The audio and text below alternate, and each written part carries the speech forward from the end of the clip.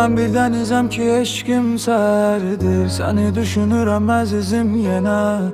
Mənim dalğalarım xatirələrdir, qoy çatsın qəlbinin sahillərinə.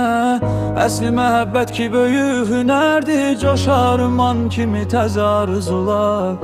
Mənim dalğalarım xatirələrdir, orada tufan da var, burulğan da var.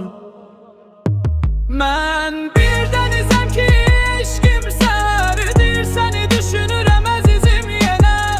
Mənim dalğalarım xatirələrdir, qoy çatsın qəlbinin sahillərinə. Əsli məhəbbət ki böyük hünərdir, coşarım an kimi təzə arzular. Mənim dalğalarım xatirələrdir, orada tufan da var, burulğan da var, burulğan da var.